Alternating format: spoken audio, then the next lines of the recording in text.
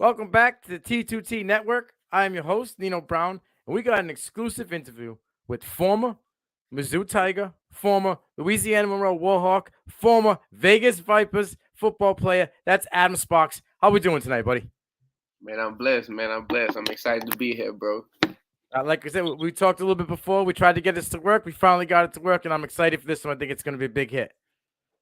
Yeah, man. I'm happy we got each other in contact now, but I ain't gonna lie, we've been going on for about 2 weeks. Yeah, it's been a little bit, but we got it locked in. A little phone tag. Yeah, it's all good. It all comes together. I'm gonna hit you with a couple rapid fire questions to get you loose, and then we'll get into some history. All right, that sounds good. All right, what's number one track right now for you? What are you bumping in the car, at the gym? What's number one track? Man, honestly, bro, when I'm in the gym, I really be listening to like melody stuff. Like I don't even be going crazy. I listen to like instrumental stuff, to be honest. But if it's like something before a game, I'll probably put in some Mozzie. I like Lauryn Hill. You know, kind of like a slow into it at first, and then I'm gonna put on some Boosie, some Webb. You know, some hometown people. You know how it goes. Give it my zone a little bit. Yeah, absolutely. But yeah, honestly, I like instrumentals though, bro. I really like instrumentals. Like instrumentals kind of get you to like, cause you know a lot of music is like influential. You feel me? So I kind of don't want to be influenced wrong when I'm trying to get my influence out myself. You feel me? So I kind of keep it mellow, keep my head mellow. You just ride a beat. You get in your zone. You ain't got no vocals to direct you. I feel you. Exactly. Is there any musician background in it? You do a little bar for bar. You got some bars? Now, when I be with my friends, we be doing bar for bar every now and then. I used to play the piano when I was young. I used to play the piano. Oh, all right. Look at you, multi-talented. All right. All right. What's the number one snack? All-time favorite snack? Snack. I'm gonna have to go with the Airhead Extreme. I could eat that at halftime if I could. All right, I got you, little guys. Yeah. I'm with it. All right. Give me your all-time favorite athlete. All right, so I really got 3 of them. I'm gonna have it in this order. I'm gonna say my pops, my brother, and Tyrann Matthews in that order. Okay, yeah. All right. I know Pops is a legend, man. Yeah, Southern, right? He went to Southern. Yeah, he in Hall of Fame for Southern football and track. So, you know, if you're in the Hall of Fame, you got to step, bro. You got to be certified. Oh yeah, 100%. You're certified. You got the stamp for sure. I'm with it. Yeah, that's why I got 22. I wrote this number. We got the same number. See, that's what I was gonna ask you. I seen it, right? Mizzou, you were 14, but everywhere else you were 22. I'm like, it's got to have some kind of symbolism. I knew it. I stamped my mark already at Mizzou, but now it's time to keep the family legacy going. You feel me? All right, I like it. I love it. That's good stuff. All right, you're from Louisiana, so I gotta ask. You know, there was a run there with dogs in the NFL. Are you a Drew Brees fan or are you more Alvin Kamara fan? Man, look. So you know I grew up here, so Drew got us a Super Bowl. Bro. I can't disrespect Drew like that. I can't disrespect Drew. You feel me? I gotta go with Drew Brees, and he went to Purdue like my brother, so I feel like keeping in the family too. All right, I love it. I had to throw it in there. All right, last rapid fire one is breakfast cereal 101. You can only have one last bowl of cereal. What you rocking? Man, Fruit Loops with marshmallows, not just regular Fruit Loops. Fruit Loops with marshmallows. I'm telling you, they're gonna have next you level. I'm telling you, next level. Morning perfect. Absolutely. I'm with it 100%. I get Cinnamon Toast Crunch. I get Fruity Pebbles. All right. Lucky Charms. Yeah, so I had to go a little different. Yeah, I'm with it. I'm with the Fruity Pebbles with the marshmallows. Puts them in the next bracket. Regular Fruity Pebbles. All right. Yeah. I'm with you, though. I'm with you. All right. Let's go back. Let's take it back. All right. The recruitment process now in college is totally different than the recruitment process when you were in the game, all right? What was it like then, and what ultimately made you choose Missouri over, schools like Ole Miss, Vandy, Wake Forest, who had offers from? What made you choose Missouri over those? Man, honestly, Coach Odom, the coaching staff, and the players there, like, they really had a big influence on it because I kind of seen what they wanted to bring the team and kind of how they was growing as men, you feel me? So when I went on my official visit, it really sparked my attention. I got the relationship with my teammates was just fast, and it didn't feel forced. It felt like a family environment. You feel me? Yep. So I just fell in love with it, and it just felt like that's where I needed to be without no hesitation. So when I got there, it just took off. Like, yeah, this is it. This is home. All right. Instantaneous connection, right? It was just boom, meant to be. I didn't even really need to look. I didn't even take my Ole Miss official. I only took Wake Forest and Mizzou. After I took Mizzou, I was like, yeah. You knew. You got off. You stepped off on the campus. You're like, all right, let me get that. Yeah, paper. You sign that paper real quick. Indeed. All right. You were a 4-year letterman at Mizzou, right? Close to 100 total tackles, 74 solo, right? That's big out of someone in the secondary. 6 tackles for loss, 9 pass breakups, 3 picks. Tell us about your time there. Obviously, you loved it from the first step. And what's one of the best pieces of advice that you ever received as a football player, athlete, or student at Mizzou? Well, first of all, Mizzou as a whole is awesome. You feel me? Even outside of football, you feel me? They kind of molded me to get me, you know what I'm saying? Everything you do off the field, it kind of lead up to what you do on the field also. So once I got all that mentally in control, it slowed the game down for me too. You feel me? So I feel like the best advice I got was don't get complacent. Because, you know, I had success early. I started as a true freshman. So that means if I got complacent after 1 year, I could get my spot taken easily. You feel me? It's still a business. I got to be consistent. Consistency is key in this game. You feel me? It's still a business. So I feel like that's definitely the best advice I got was no matter what the good news, bad news, you got to keep do better what you did yesterday. And the sky's the limit for real after that. I feel I took that the rest of my life. Everything I do, any business, if you just look at it like that, you're going to be good, man. 100%. Absolutely. You look at it like that, you in the right direction for sure. Indeed. Now, so you had 4 years there, right? And you were a dog. Like you said, you started as a true freshman, had some tackles there. I believe you played against Tennessee early in that freshman year, or was it sophomore year? I'm not sure. But after 4 years, you decided to take a journey to Louisiana Monroe, right? Yeah. You played 8 games for the Warhawks, tallying 48 tackles, which was a collegiate high for you, right? Yeah, you had close to 30 solo tackles, 3 pass breakups. You had a forced fumble and a recovery.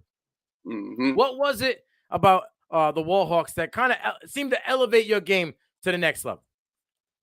Honestly, like the players there, man, because I realized that I came from a Power 5 Mizzou SEC school, so they grinded hard. You feel me? They realized that they didn't have the equipment we had, the TV pub. You see what I'm saying? So every game, every practice, the boys took it hard, and that just kind of intensified what I wanted to do.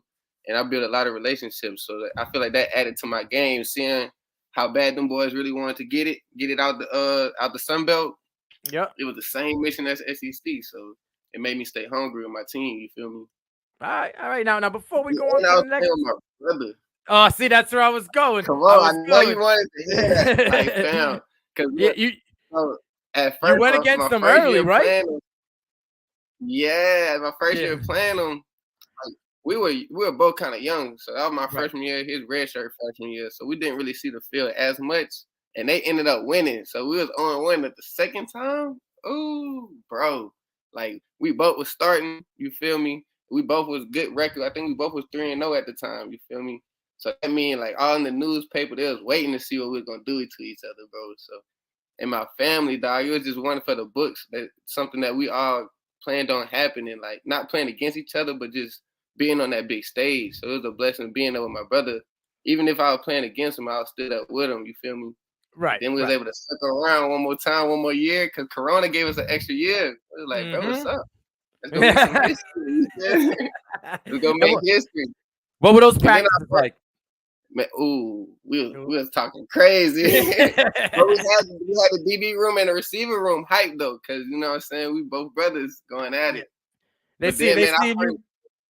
These guys going at it just excelled everybody else to take it up another level. Exactly. And it didn't take too much because they was already just as hungry as we was. So they were just as jittery as us.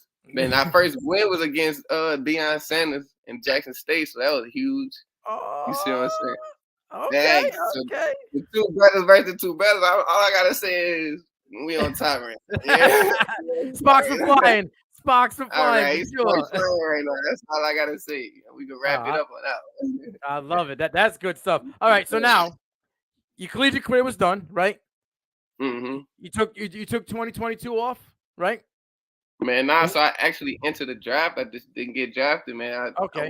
I wasn't as blessed at the time as everybody else was, but I knew my football career wasn't over. It's just I had to really kind of dig deep and test me as an athlete and see what I wanted to do. You know what I'm saying? Did I want to hang the cleats up, start another business, or really just believe in myself? And bro, I know my game, bro. I know what I got. You know what I'm saying? So I was like, bro, that's not even. All my family already knew, like, yeah, he ain't done, bro. He really finna make him matter. He really finna turn it up a notch. You know what I'm saying? Because now I feel disrespected, but I can't really fault nobody because I know God really worked as He should. You know what I'm saying? I know it's His time and not mine. So I just gotta be prepared for what I pray for. If I really sit on my ass all the time, being mad that I ain't get drafted, it's gonna pass me up. And then, so I ain't working, and the XFL called me. Now look at us. You feel me? We on FaceTime right now. You feel me? Yeah, that's right. That's right. Now let's talk about it. Right? You got drafted by the Vegas Vipers. Come on, man. I've never been to Las Vegas, bro. This is my first time seeing Vegas. I get to play ball there. Yeah, that's blessed. Blessed for sure. Now, you played 7 games, right? 30 tackles, 24 solo tackles, 3 tackles for loss, and you had a pick. You seem like the season got a little short. What seemed to happen for you at the end? Because you seem to be locked in those last 3 or 4 games. Man, yeah, I was battling the injury, but I was going too hard, bro. I was going too crazy, bro. I gotta start lining up my tackles a little better, bro. So I had the injury I had to deal with, but I ain't gonna lie, I was still blessed that I didn't have no surgery. I'm cleared for everything, ready for next season, ready for an NFL call. You know what I'm saying? I still ended the season healthy, but around week 7, I kind of had a little strain. So it kind of it limited me. It didn't end my season, it just limited me to what I had to do. But I ain't gonna lie, man, I still loved it as my rookie career, bro. I had some awesome players around me too, like Peter. You know what I'm saying? He won defensive player of the year. Player of the year. Yep. Man, having somebody like that as a defensive back and a D lineman relationship, bro, is huge for me. You know what I'm saying? So it really helped me learn the game. You know what I'm saying? The 111 aspect of it. Even I feel like it limits me to a little bit more what I wanted to do for the last 3 games, of course, stat wise, but I still feel like I had a pretty good successful season. But I gave him no touchdowns too. Hey, listen. You stood out to me in that Seattle game. That Seattle game, you made Ben DiNucci look a little silly. You had a pick, right? Then bro. You were cerebral. That's what I wrote in my notes. You were cerebral in that game. You had that pick, came out, popped up, took it, and then you gave him a little licking down the sideline when he tried to run it out there. I saw that, So tell us about that. How, you obviously remember it because it was recent, but talk to us about that game because you seem like you were just straight Tiger Woods tunnel vision in that one. Man, I was locked in.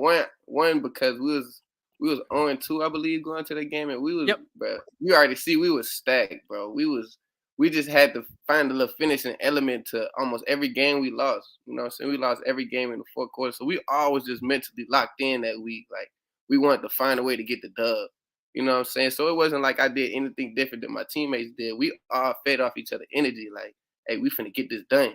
You know what I'm saying? But on top of that, we all stayed, like we had a hotel room with the Seattle Sea Dragons. We all stayed in the same hotel, so it was kind of like a big brother, little brother game. So it was like, yeah, I'm gonna see you. You better make sure you're ready. Oh, that was Conti talking. Yeah, so it was a good game, man. It was not too much beef, but it was definitely competitive, man, because we all wanted to make sure that we got the upper edge to be able to talk more smack when we eating dinner or something. That's right. I feel you. I feel you. It's like back at college, especially in them practices. So you got defense against offense, and you're just talking that friendly smack. Yeah. Mm-hmm. Keep football excited. That's all it is. Nothing personal. Just business. Exactly. All right. Now you said you're healthy now, right? Yes, sir. And, yes, sir. The XFL season's over. Now, have you gotten any NFL camp calls yet as things are starting to get around with OTAs? Nah, I ain't getting any. See, I'm still working on finding me a new agent so I can get in contact with all that. So if anybody see this, hit my line. You feel me? Hit my dude up. Hit my boy Sparks up. Yeah. I'm ready to work, man. I'm ready to work. But in the meantime, I didn't get any offers yet. But I know that people still probably evaluate my film, so it can happen. Like that. I just gotta be ready for what I pray for. So I'm still working. I still work out. I'm actually starting up a new camp too. So I'm doing private workouts for the community out here with all the high schoolers, high school athletes, high school football athletes. I'm finna start. We start Monday actually. I got 3 nice athletes, man, coming up, man. See, and I had that lined up next. I was seeing if you had any DB camps of your own set up, and boom, look at that, giving back to the community. What's better than that, right? That's the plan right there, man. What's better than that? While still trying to build my own dreams. You feel me? Help building a brand and helping out the youth, man. It ain't nothing better. Right. You see the plan now. You see. I see the vision. I got one last question for you. You said you played piano. Most people didn't know that, right? Yeah. But what's one more thing that most people don't know about Adam Sparks? Man, the biggest thing, bro, honestly, is that I love photography, bro. Like, okay. The only other business outside of football that I really see myself mastering is photography. Like, I really want to end up making a TV show or a movie one day. Like, honestly. Okay. Yeah, Sparks Vision. It's gonna be Vibrant ENT, man. Y'all remember that? It's gonna have look at Sparks Vision, Vibrant ENT. I love it. Like yeah. I'll be keeping my eye out for that in the future. Indeed, I'm gonna try and make me a whole documentary because I'm still going, bro. I'm only 23, bro. My birthday next month, 24, big 24. But hey, when I get to the league, they're gonna make a 30 for 30, bro. That's right. They're gonna come back and watch us talking. I'm telling you. There's a lot of chapters left in this book. There's a lot of chapters left in the Sparks story, my man. All right, I'm telling you, my man, it's gonna be huge, bro. This podcast right here is gonna be huge in the future. Watch what I do. Right. I ain't done yet, man. I got a story to tell. I appreciate you. You got me as a fan. I'm riding with you till the wheels fall off, my guy. I'm glad we were able to lock this in. Hey, listen, keep in touch with me. And when we get that offer, when you get that deal and you go back to either XFL or the NFL, we're coming back. We're gonna talk about it again. We're gonna chop it up some more, man. Indeed. All right. I appreciate you, Mr. Sparks. You have yourself a good night and keep that hunger going. Let's get it. Indeed, man. I appreciate you, bro. We're gonna make Vegas happy together, man. Let's do it. That's right. My man. Have a good night. Yeah, you too. Later.